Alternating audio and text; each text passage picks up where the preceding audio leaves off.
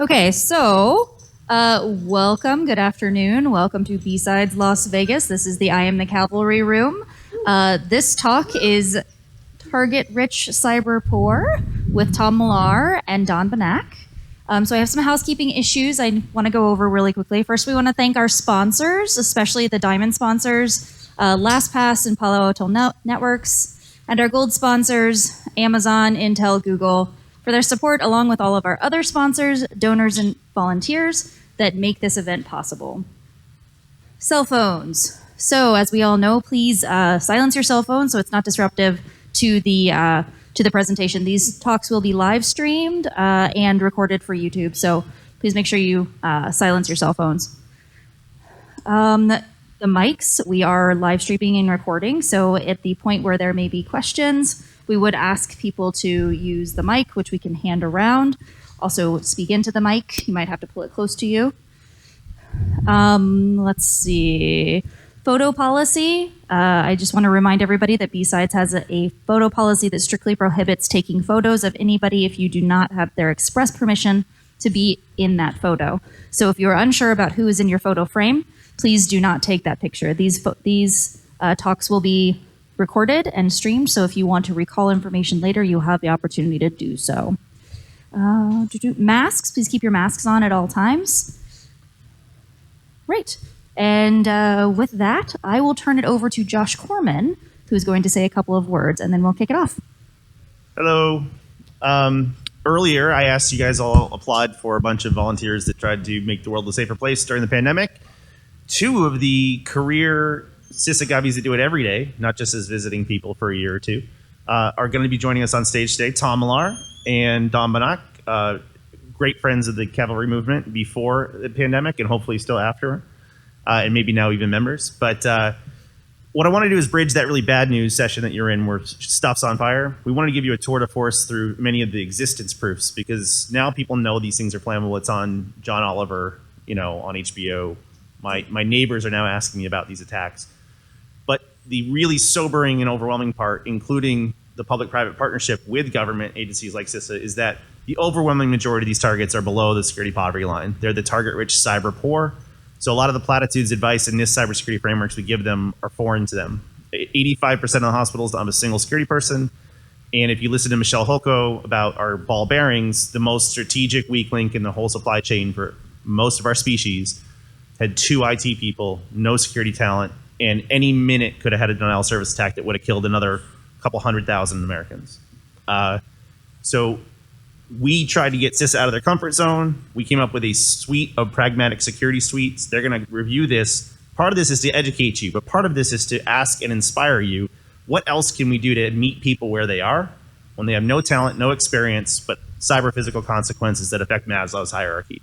So they have a short amount of time to show what they've been starting and what they've been doing that you can advocate for, but also try to take this as an inspiration of what more could the cavalry do to help them help the cyber poor. Thanks. All right. Can y'all hear me? Move this a little closer. Okay. So, yeah, I told Josh I would start off with a joke that he might enjoy. This joke does not represent the position of my agency or any other employer, although I can't remember an employer before this one. I've been at CISA way too long. So I was on Signal with Santa Claus the other night. I consider, it's always good if you have a good idea, just go ahead and signal Santa Claus, and maybe you'll get it for Christmas. And I asked him for a unicorn. He said, "I'm sorry, kiddo, we can't do that." So I asked him, I said, "I would like the interagency to work together seamlessly to solve the cybersecurity crisis in American critical infrastructure." And he responded a few minutes later with, "What color unicorn would you like?" And it's a joke that works for everything, right? You can just put whatever in the middle and it works. So always open with the joke, then forget what the rest of your agenda was. What we're going to do here, we're going to talk a little bit about how we knew how bad things were before the pandemic even started. Give you a little bit of insight into, actually, I think these are 2019, so this is right after sort of the birth of CISA as an agency. these are results from 2019 vulnerability assessments that we performed at no cost for critical infrastructure organizations all across the country, including state, local, territorial, tribal, municipal governments. And we lined up all the different ways we knew how to, without fail, when we do these assessments, we find a way in. Without fail, it's the same stuff over and over and over again. So we created this infographic, which I will now read every word of, to explain sort of, like what our findings were and how they were mapped to MITRE ATT&CK. And this is something, obviously, TLP Clear, that you can now get for free from somewhere on the CISA website. And, I'll hand you a business card and find it for you later. I'm not exactly sure what the search term is. But here are some links to also get you started. And I want to, by the way, we had the joke earlier, the classic Ronald Reagan line of "I'm from the government and I'm here to help," and why those are terrifying words. I want to tweak that. It's from the government. Help yourself. Because that's what this, when people ask me about our services, our resources, and the tools that CISA offers to help critical infrastructure, but really anybody, because guess what? If you are an SMB in the United States, you are probably involved in some delivery of a national critical function. Has generally been my understanding of things. The more and more I've learned about how our economy works and our way of life is thought of, and so these are great places to start looking at exactly like what we've made available. When people ask me about them and they ask, oh, are these available? What's the cost? And I'm like, guess what? You already paid for it. Thank you for your contribution to the United States Treasury. And so, yeah, so these are great links to just get you started. And now what I'm going to do is I'm going to give you an example of the spiel I've been using specifically to cover down on healthcare delivery organizations. And I know spiel, like, what is he doing up there? You're not supposed to do this at these types of things. But I do want to talk about these because of all the problems we've been talking about today, these are the ways we're trying to approach that and tackle it in a scalable fashion. One of the big challenges we've discovered is that the stuff that sort of scaled when we were focused primarily on the federal constituency, that's the federal civilian executive branch, which for a long time was sort of our core audience for a lot of stuff we did. When we expand that to critical infrastructure and we start talking about numbers in, the mid four figures just for hospitals and hospital networks alone, and then we look at all the other critical infrastructure sectors, those approaches that work for 125 agencies across the government don't work at that scale, obviously. So let's talk about. Did I move back? Okay. You can just be a little closer to the mic. Thank All right. you. Okay. Thank you. I have to be like a podcaster, don't I? Yes. Okay. Nobody can see my face on the camera, but they can hear me, so that's fine. Somebody I asked for a pop star mic and they didn't have one.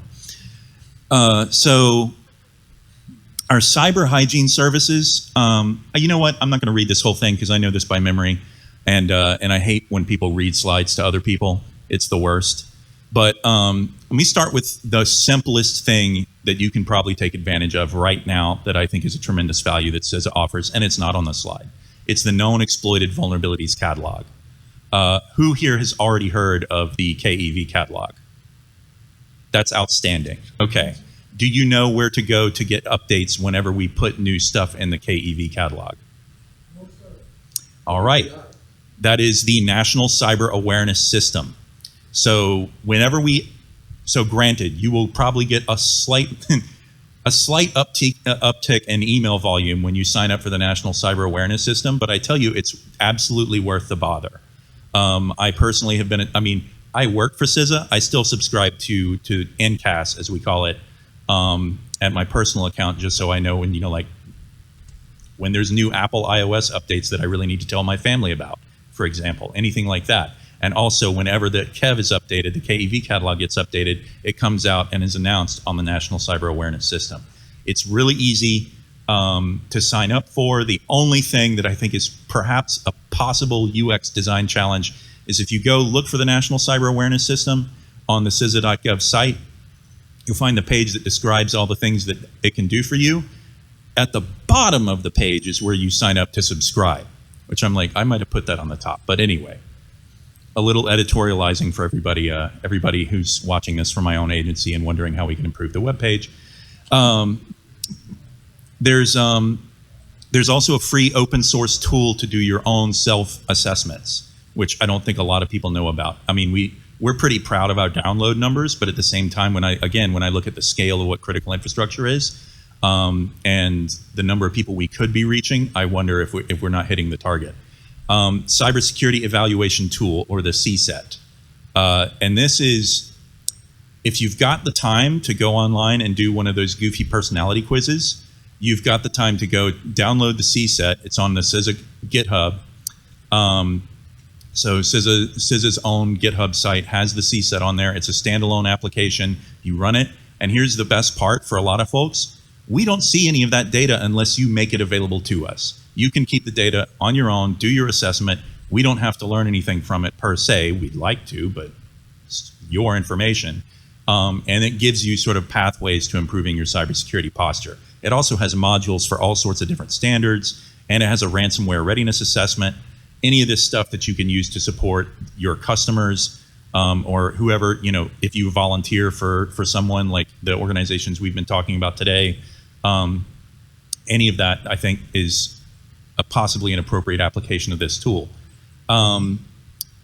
There's also, I'm going to let Don cover this in greater detail. We have representatives. We're not just a Washington, D.C. agency. We have representatives in all 50 states and 6 territories, covering the entire United States. We have a cybersecurity advisor in Alaska. So we've got it covered down. And I think we are up to, specifically, the state cybersecurity advisors. Last time I checked, we had 40 out of 50 were hired. And that was progressing very well for us. So those are where you can get a lot of other different types of assessments from people who actually will come and visit you in your own operating environment. And did I do it again? Oh, 10 minutes? Okay, and I really wanted to have a discussion. So here's some stuff. Cyber hygiene services, one thing real quick. These are no-cost assessment services. They are utilized by, there are a variety of things. I will let you look it up in your own time. A bunch of this stuff is, I just want you to encourage you to take a look at CISA.gov, search around for some of these key terms and find out what the services are and if they're a good fit. And yeah, the cyber hygiene services are a great way to start. If you know an organization, for example, that has an asset management problem, they just don't even know what they have. Using cyber hygiene services is a great way to get started, just like finding out at least what's the internet-facing stuff, along with the Stuff Off Search toolkit, which gives you a way to find the things that were already on Census and Shodan that maybe you didn't know were internet-facing and discoverable. And that gives you a great start, I believe, in at least solving part of the asset management challenge we know so many of these organizations are facing.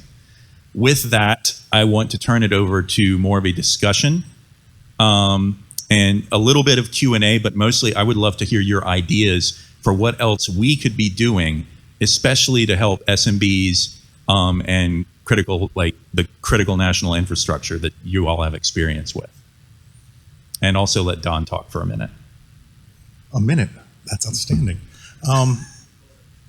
Closer. Okay.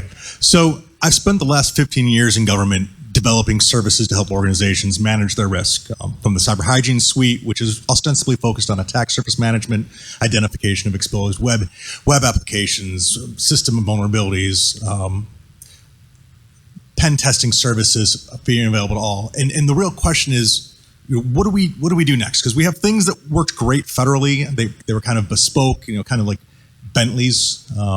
We had some services that are kind of like bicycles. They were great for the masses. So on that spectrum of bikes to Bentleys, where we can use the bikes and they should be public goods, what can I do to help, or what can we do to help develop services that the field forces can deliver, that CISA can deliver from headquarters, that help the masses understand the scope, the magnitude of the risk, what's missing from our current suite of cyber hygiene services. And then for the more bespoke sets where we operationally engage with known nodes, vital junctures around critical infrastructure, what are kind of the more bespoke services that would help when there's an ROI on that? And that's two different muscle movements, one available to the masses, one available to a smaller set of very focused, important organizations. And I'm looking for ideas from you, what could we do that we're not doing?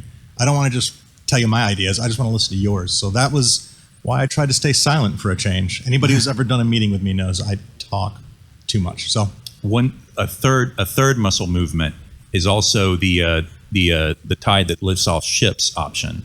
And that's my friend Alan is wearing the shirt representative of his major effort in that rail, the software bill of materials. Yay. And I want to bring up like an example of the bad practices, because I know Josh is probably going to have words with me if I don't bring up the bad practices. There's only 3 bad practices that we published on the CISA website. They're really simple, and I think they're non-controversial until I talk to somebody who actually works in healthcare. But one of them, the first one is don't use end of life, don't use unsupported stuff. Second one is don't use stuff with known default fixed passwords. And the third one is don't use single-factor authentication for remote or administrative access. And again, all of these are non-controversial, right? But we provided them to give people ammunition to start winning arguments. It's like, hey, these are the CISA bad practices. We shouldn't be doing this. So, and the bad practices were always supposed to be a living document. They were always supposed to provide, a dialogue space where we could talk to experts like yourselves. What else should be in that list of bad practices, or what else should we be looking out for? Again, another place where your ideas would be absolutely welcome. And you'll also find those on our GitHub site. We'd love public actual commentary. Q&A time. Sorry. You're fine.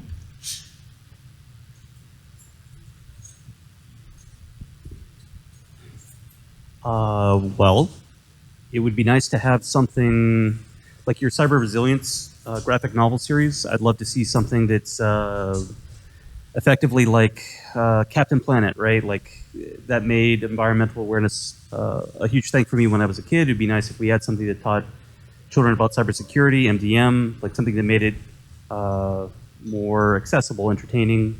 That would be really nice. The second thing is maybe impossible, but a tiger team of sorts.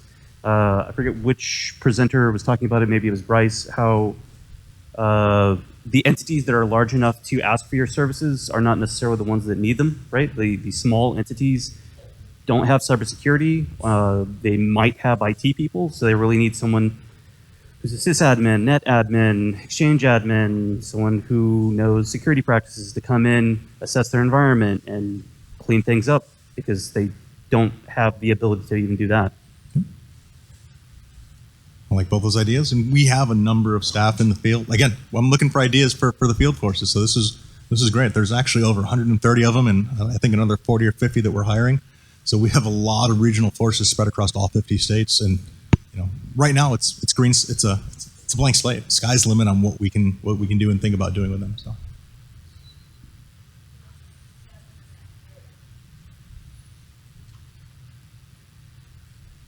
We've got 5 minutes. Thank you, gentlemen. Thank you for having this open forum. I work specifically with a lot of SMBs in digital forensics and incident response.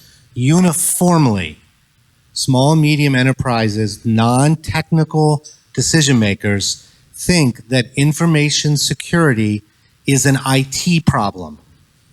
And they look to their IT people who may be great at setting up printers or putting workstations together, the break-fix IT outsource people, and then information security and incident response gets dumped on them.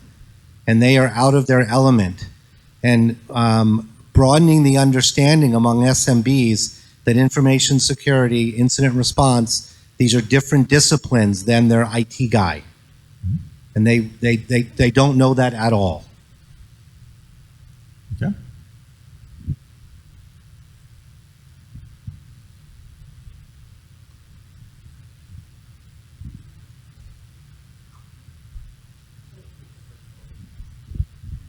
To follow on that, it seems like resources that help educate these SMB executives that it's a risk management decision and assessment for operating their business. It affects bottom line. It affects the future viability of the business.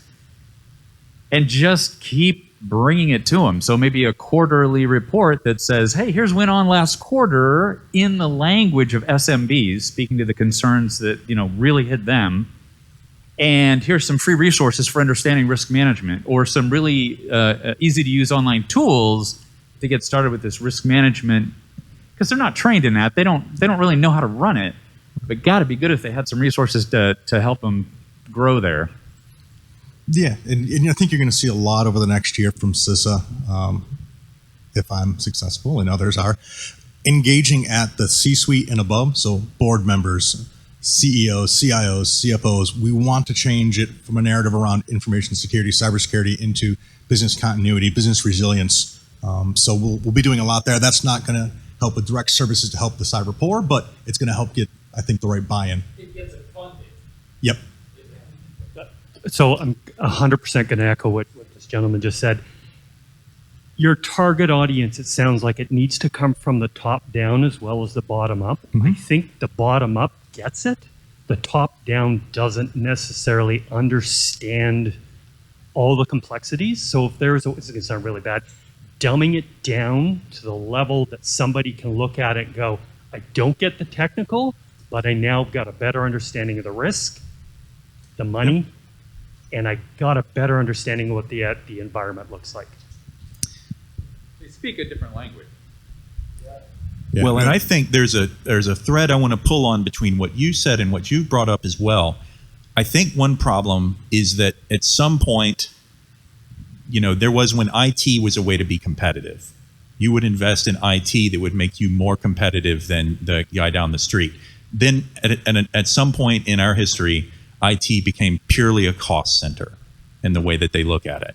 And that means, like all these investments we're talking about in risk management get lost because, we're not having that conversation. We're just talking about IT as a cost center, and all these problems are IT related. Therefore, you get the picture.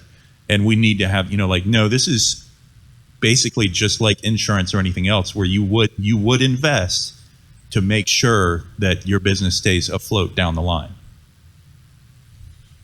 So you'd mentioned that you have a variety of different services that are available, and once again, organizations can go ahead and run them locally, choose to either share or not share the results. Question for you, your first slide that you had when we all came in here essentially had your common vulnerabilities and the MITRE ATT&CK framework. Have you looked at potentially going ahead and building essentially an integration between that and your various different services, so that if you're supporting a Joe Blow IT focused CISO who really he's focused on compliance, whack-a-mole, and that's about it, when it comes down to it, you can go ahead and have one of these services run and then put it into that framework to go ahead and basically benchmark essentially that organization's capabilities against various different threat actors, so that you can profile this, right? Because a threat profile to a small business that's doing software development versus a healthcare business versus a Fed Civ organization has very different threat profiles. And in the grand scheme of things, it's part of an education factor for the senior decision makers to actually understand what's important and what are their crown jewels, and ultimately what could be the actual impacts if they had a breach, or if they actually found out they had a breach. So yes, we're definitely headed in that direction. I will spill a little bit of tea and reveal that one of the challenges is Conway's Law related. The people that are like super good at understanding and doing the threat stuff are not in the same org chart bubble as me and Alan, for example. So it's like the proactive, preventative focused folks are not always having the most. We could be having more conversations with all of our threat folks. And that's probably true almost everywhere. I think that there's not a hammer, right? Like I worked for the state, the great state, and there was a hammer there with State Auditor's Office. There was a hammer there with the Legislative Budget Board. I think with the municipalities and the SMBs, unless you tie it to money, and we gave a ton of money out during the pandemic. Like, I almost feel like there should be a bar before more free stuff's given, because otherwise they just take it and they don't do anything with it. If that makes any sense, right? Or the state from litigation. That's the hammer. Yeah. That a non-technical manager can understand. Yeah. Getting their pants suit off. And Yeah. lastly, Will Hurd was the only congressman that I know that would come out and talk about cybersecurity, and he left because of his issues with the former president. There's nobody there now that I know of, right? And even at the state level, there's like one guy, and he admittedly says, the only reason I'm a cybersecurity guy is because I worked at Radio Shack in the 80s, right? Who are our elected officials that we could, lobby, if you will, by writing to them and getting more involved? Okay, I think we are out of formal time, but because we have a break, please keep this conversation going. And while they can't speak on behalf of their agency about litigations and whatnot, I can tell you that I've been telling the Senate that these freely available services should probably be on the short list, that if you want to claim safe harbor, you probably should have been doing these things so you could do the similar thing. So please help them, please advocate. And the last one I'll nudge, since someone brought it up, is very few people know about these free services. So I would encourage a budget for adoption and awareness that is sector specific to these target-rich cyber poor across the 16 critical infrastructure sectors. Just remember, they're not free. They are no cost. Prepaid. Prepaid.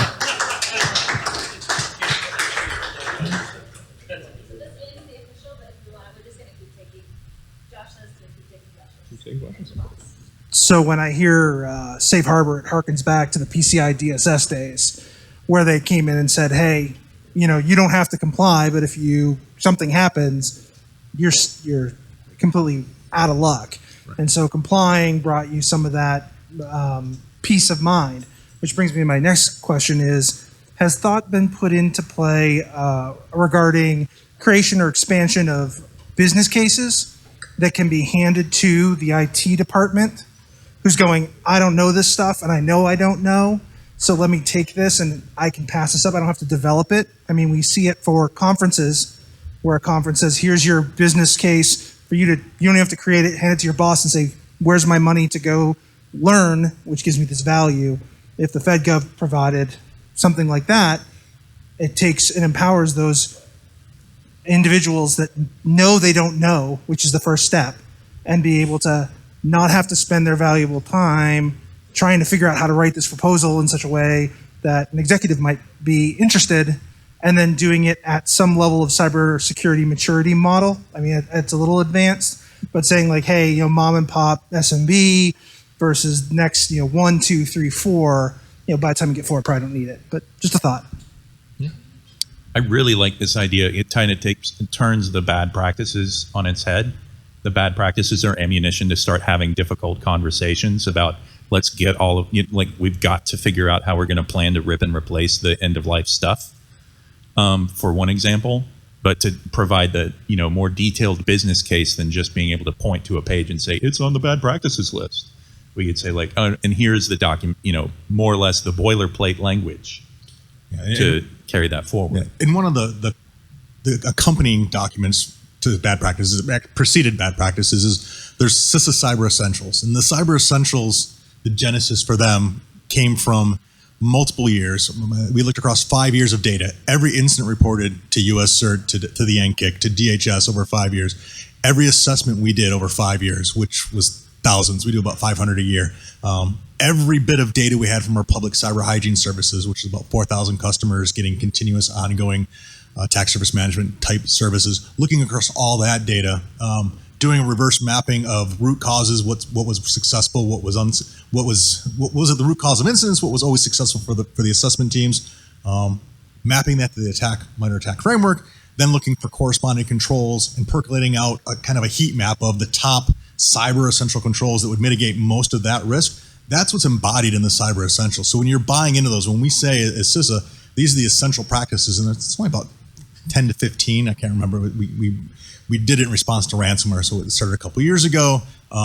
Turns out the general case for ransomware, there was one additional capability to make it general to everything that wasn't ransomware as well. So ransomware, an attack is an attack at this point. And those practices embody the most important things you can do cost effectively to buy down. There's a couple: do immediately, run, don't stop, do not pass go, collect $200 type things. And that's, protective DNS, multi-factor authentication, turn on auto updates. So there are a couple really simple things you can do as an organization that buy down a tremendous amount of risk and continuous backups to cloud, with rollback capability.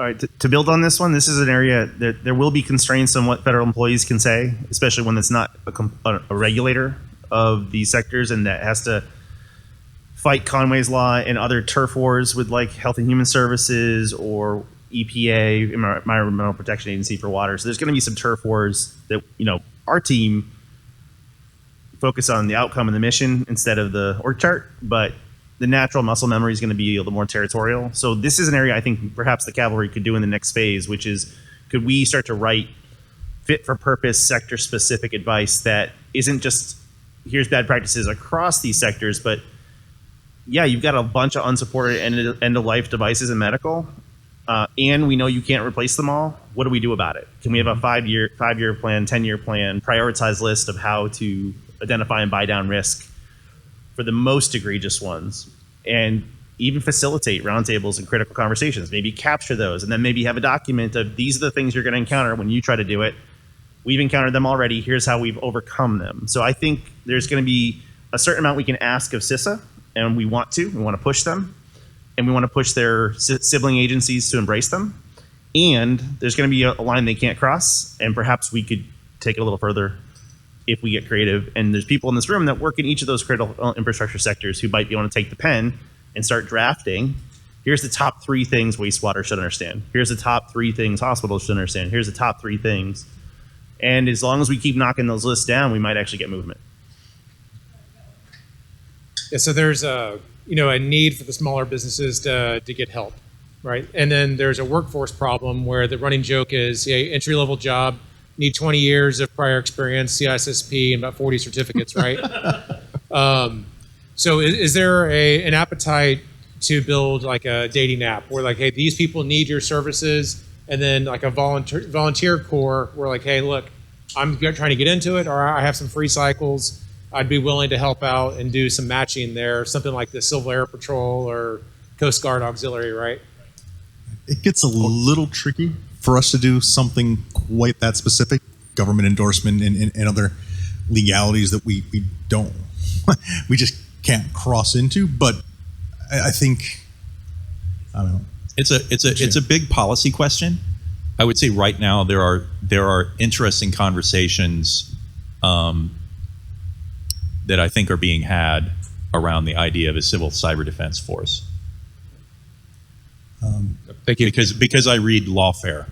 Right. So, but there is the Joint Cyber Defense Collaborative that we're standing up, which is a partnership with industry. There are shared services we're standing up to provide opportunities for at least government, state, local, tribal, and federal to buy off shared services. I don't know to what extent we'll be able to one day offer that to critical infrastructure or not. But there's also a big narrative for small, medium businesses.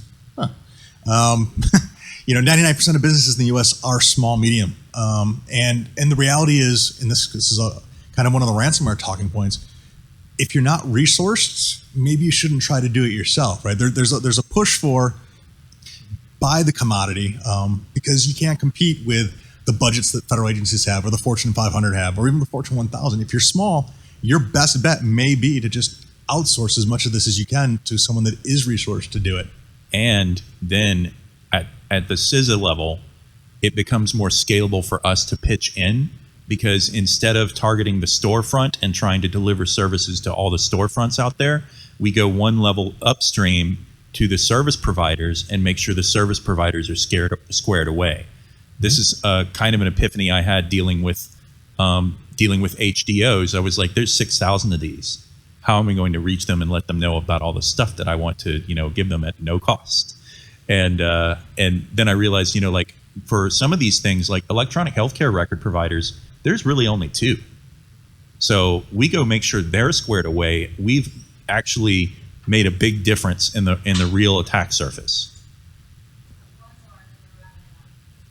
So the one idea that I had responsive to your question is and maybe this is where we have an interdepartmental discussion of NIST and CISA and using the NICE platform in education regarding cybersecurity to try to work a whole of government for workforce development, and smaller. Not everything should be in a silo. We should try to figure out how to not be so siloed. That gives me an opportunity to pitch my favorite program in the entire federal government, which is kind of a CISA thing, but it's really a DHS, NSA, NIST, and OPM thing, and NSF. So it's actually an interagency thing that's really working out. It's called Scholarship for Service. And if you've never heard of that, go to sfs.opm.gov and tell that and share that with anybody who is entering or possibly considering a change of careers or entering college for the first time or trying to get a graduate degree and want somebody to help pay for it. Basically what it is, we can put money down. We will put up, I think, up to 2 years worth, meaning the individual upon graduation and achieving satisfactory all the things will come and be eligible to get fast track to a federal hire for 2 years, work as a federal employee, and then they are free to do whatever they need to do. But it's a great program for not only for bringing talent for us, which is where my altruism ends. Whatever. I just want the smart young, smart hungry people. I shouldn't say young. It's all kinds of walks of life and ages. But SFS is not only good for that, but it also provides a great stream of people who are done with their federal time and leave to go and be amazing and great at their work wherever they go in the field. But yeah, I love Scholarship for Service. It's awesome.